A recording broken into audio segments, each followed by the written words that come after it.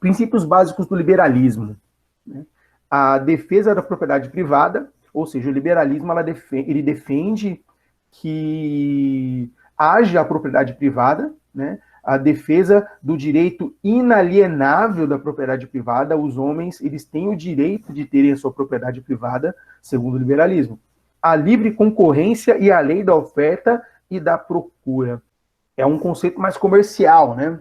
A livre concorrência comercial. Então, a livre concorrência do comércio. Você pode praticar o seu preço da maneira que você achar melhor.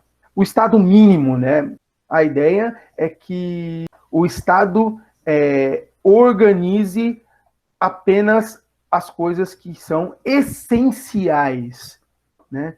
E que ofereça o mínimo possível de interferência. Isso é o Estado mínimo, né? Que o Estado ofereça o mínimo possível de interferência dentro desse conceito social. E a ideia do Estado de Direito. Se fala muito hoje de Estado de Direito, né? Mas não se explica muito o que é o Estado de Direito. O Estado de Direito é um Estado que é gerido por leis. Simples assim. E que nenhuma pessoa dentro desse Estado está acima da lei. Ninguém está acima da lei. Então, todas as pessoas que são cidadãs dentro desse Estado têm direitos dentro desse Estado, todas as pessoas têm direito dentro desse Estado, e todas as pessoas têm deveres dentro desse Estado, e nenhuma delas está acima da lei. É um Estado gerido por uma Constituição, dentro de um conceito constitucional, dentro de um conceito legal, e todos os cidadãos têm o dever de cumprir essas leis e de estarem regulados dentro desse conceito do Estado de Direito. Ninguém está acima da lei. As doutrinas ditatoriais de um Estado forte, por exemplo, um Estado pesado, né, no conceito contrário ao Estado mínimo, nós chamamos de Estado máximo, né, o Estado ditatorial, o Estado pesado, forte, não respeita muito esse conceito do Estado de Direito, né, ou não respeita nada. Normalmente, um grupo dentro desse Estado forte, desse Estado pesado, um grupo de pessoas comandam esse Estado, né? E essas pessoas normalmente estão acima dessa lei. Então, o conceito de Estado mínimo está atrelado ao Estado de Direito, porque o Estado mínimo vai, por consequência, regular, né, esse Estado para que todas as pessoas estejam dentro do conceito da Constituição, do conceito constitucional, e que todas as pessoas estejam dentro da lei e que nenhuma delas esteja acima da lei. Tá? Então, esses são os princípios básicos do liberalismo. A defesa da propriedade privada, a livre concorrência e a lei da oferta e da procura dentro do comércio, dentro do conceito financeiro, o Estado mínimo, né, a pouca interferência do Estado, principalmente na parte financeira, né, e o Estado de Direito, né, que é a ideia de que todas as pessoas estejam ligadas ao conceito constitucional, que todas as pessoas, ou que ninguém esteja acima dessa lei. Adam Smith já defendia. Adam Smith foi um teórico que pensou o liberalismo, né? No século XVIII, o liberalismo ganhou força. Para ele, deveria haver prosperidade econômica, acúmulo de riquezas, trabalho livre, e não deveriam existir agente regulador e interventor. Então, para o Adam Smith, dentro do conceito liberal que ele criou, ou que ele desenvolveu, né, a propriedade privada deveria existir, né? A propriedade econômica e o acúmulo de riquezas não era algo questionável, não era algo condenável, e não deveriam existir agentes reguladores e interventores de Estado. Então, o conceito liberal colocado por Adam Smith é um conceito do Estado mínimo possível, né, onde a propriedade privada não seria condenável, onde o acúmulo de riqueza não seria condenável, e as diferenças sociais, elas seriam fruto da humanidade e que ninguém tinha que fazer nada ou não poderia fazer nada em relação a isso. Não existia nada que pudesse ser feito, então nós tínhamos que conviver com as diferenças sociais, né, dentro de um conceito de propriedade privada inalienável. Capitalismo comercial. Apesar de predominar o produtor independente, o artesão, generaliza-se o trabalho assalariado. A maior parte do lucro concentrava-se na mão dos comerciantes, intermediários, não nas mãos dos produtores. Lucrava mais quem comprava e vendia a mercadoria, e não quem produzia. O produtor era o que lucrava menos nesse processo, né? Ele produzia e vendia, né? E aí, nesse processo, né, o vendedor é que fazia o maior lucro. O pequeno produtor lucra pouco e o comerciante é quem lucra mais. O intermediário do produto entre o produtor e o consumidor final é quem lucra mais em todo esse processo. Capitalismo industrial. O trabalho assalariado se instala em prejuízo dos artesãos, separando claramente os possuidores de meios de produção e o exercício de trabalhadores. É o trabalho assalariado se instalando em prejuízo dos artesãos, né? Separando claramente os possuidores de meios de produção e o exercício dos trabalhadores, ou seja, separa-se então os donos do meio de produção do trabalhador. O dono do meio de produção é o cara que possui a máquina, é o dono da fábrica que possui a máquina, que tem a matéria-prima e que tem o direito sobre o produto pronto, né? Enquanto ele contrata, ele compra a força de trabalho do trabalhador, né?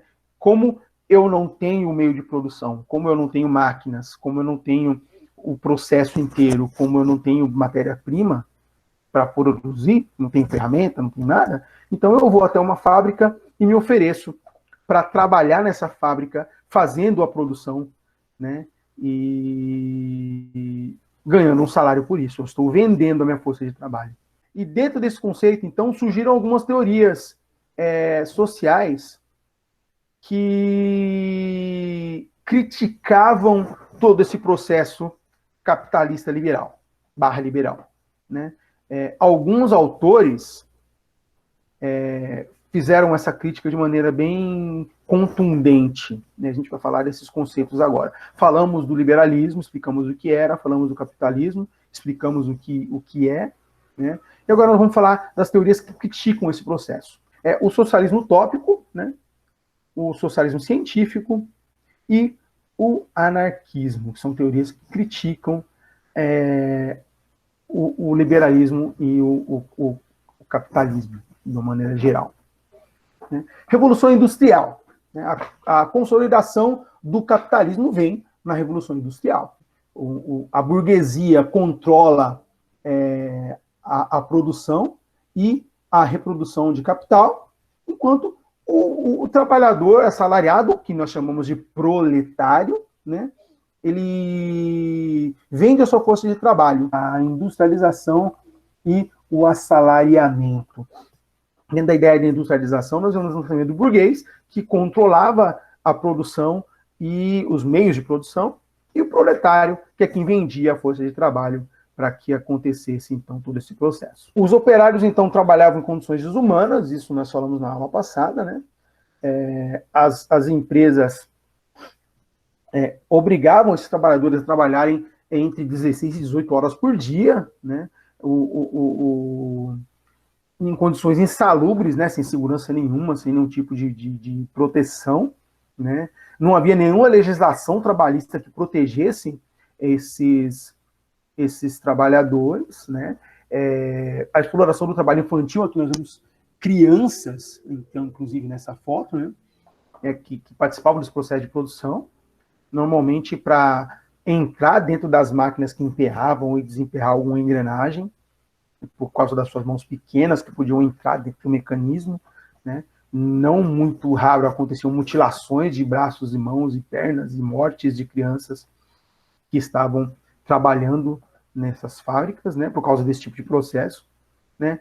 E é claro que a sociedade não estava contente com tudo que estava acontecendo, né? O trabalhador assalariado não estava contente com isso tudo, quem estava contente com isso era o burguês, detentor dos meios de produção, né? E qual foi a reação dessa sociedade em relação a tudo isso que acontecia, né, em relação a todo esse processo, né? A reação dessa sociedade são as ideias, né, socialistas e anarquistas que surgiram nesse entremeio.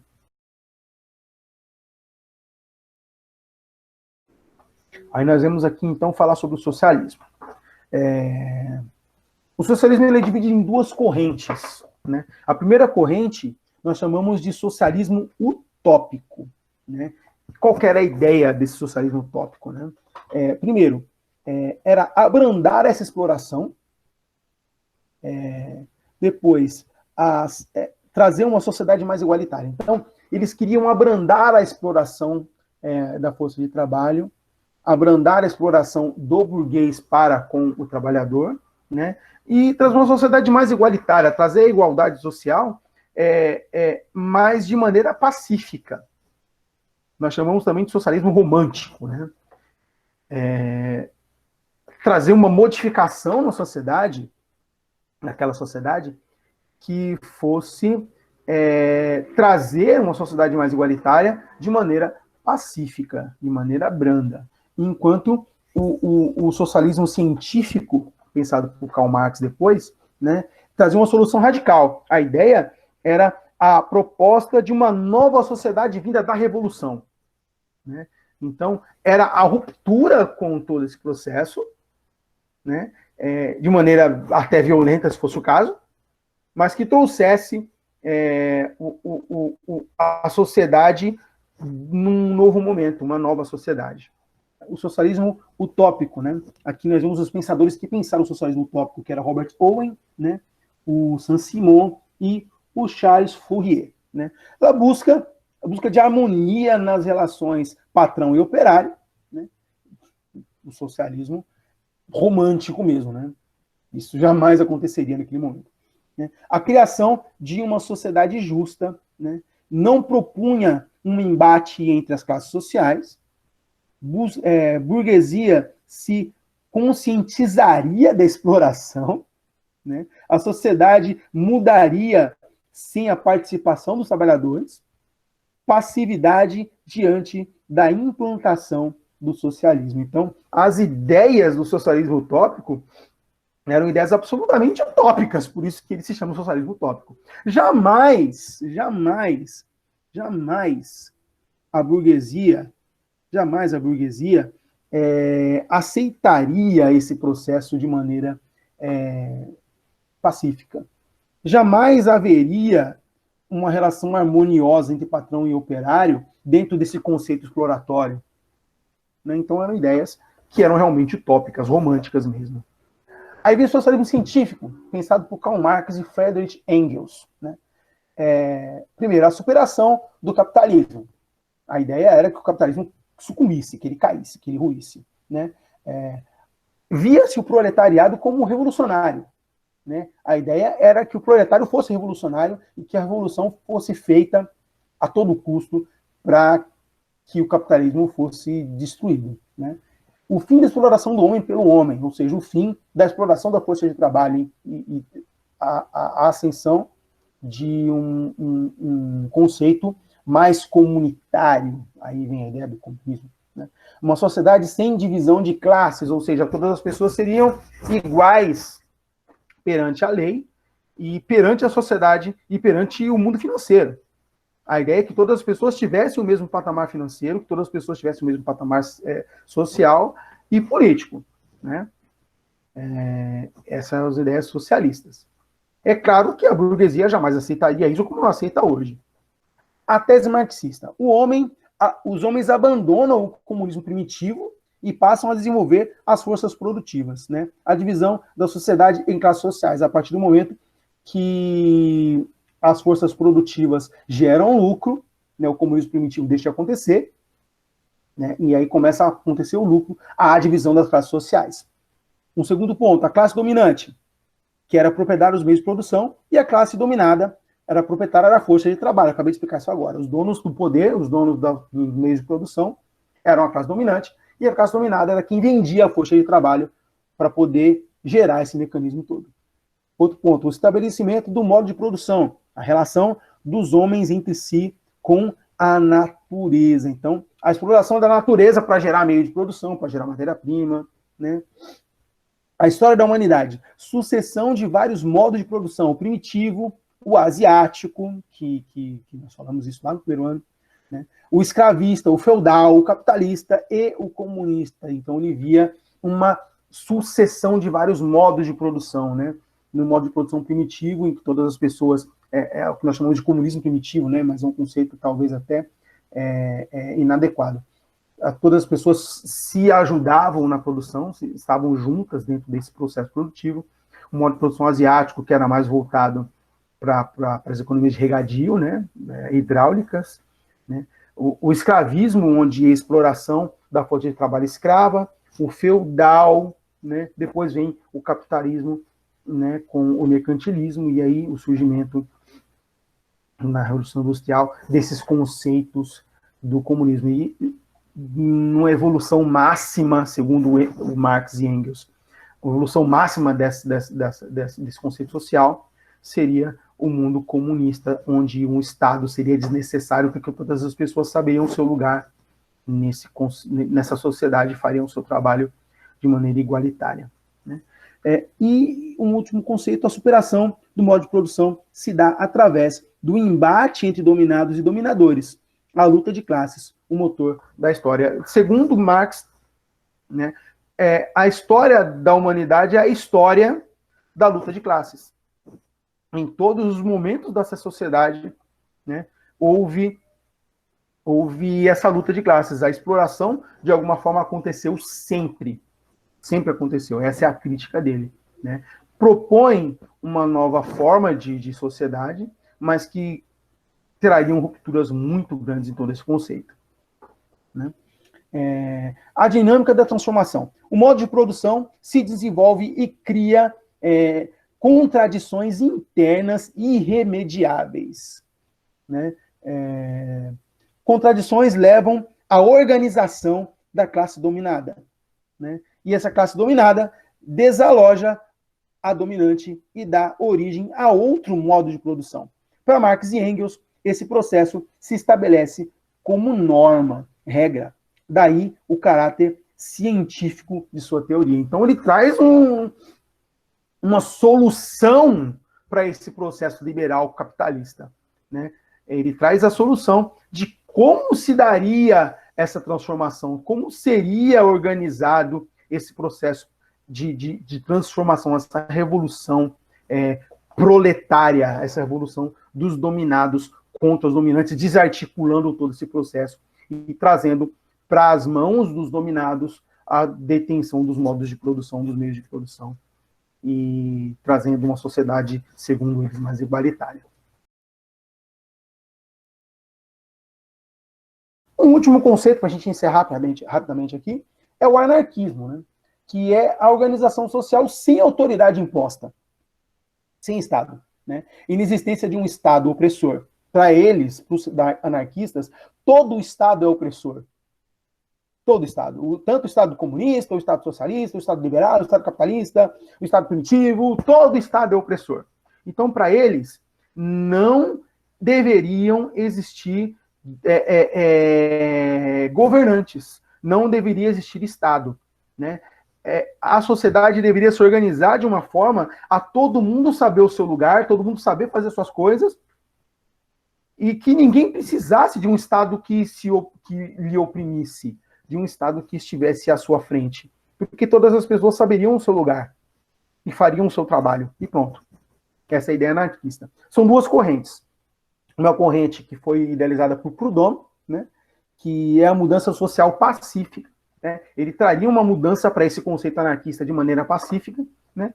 E o Mikhail Bakunin, que traria uma revolução, né, que seria a destruição das estruturas vigentes, né, de maneira até violenta, se fosse o caso. Talvez até terrorista, se fosse necessário, né? Então, dentro de um conceito anarquista, nós temos essas duas correntes. Proudhon traz uma mudança social pacífica para esse anarquismo, né, onde todas as pessoas saberiam o seu lugar, e Bakunin traz uma revolução mais violenta, né, uma revolução que destruía todas as estruturas vigentes sociais e seria a ascensão de uma nova ideia social, diferente do comunismo, diferente do socialismo, que normalmente traz um Estado pesado, né? Diferente do liberalismo, que traz um Estado mínimo demais. Né? Para eles, nenhum Estado é necessário, nem o Estado liberal, nem o Estado socialista, nem o Estado comunista, nenhum tipo de Estado é necessário. Por anarquista, o Estado ele é desnecessário, ele é opressor, ele tem que ser suprimido. Essa aula foi mais uma explicação dos conceitos, né? Uma discussão seria uma coisa muito maior, a gente tinha que usar mais 2 ou 3 aulas para fazer essa discussão, talvez até a gente faça isso, vou pensar no caso, mas como colocação de conceitos, a gente conseguiu hoje aqui falar do liberalismo, falar do capitalismo, falar do socialismo utópico, falar do socialismo científico, falar do anarquismo, né, falar desses autores que trouxeram essas ideias, e eu achei que foi bem satisfatório. Beleza, gente? É isso, valeu.